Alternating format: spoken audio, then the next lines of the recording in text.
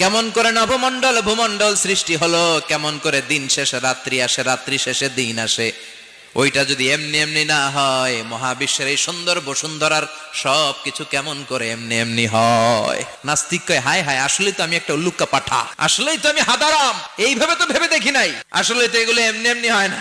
Someone is controlling everything in the world. একজন মহা শক্তিধর, মহা ব্যবস্থাপক, সব ব্যবস্থাপকদের বড় ব্যবস্থাপক, চিৎকার করে বলেন তিনি কে?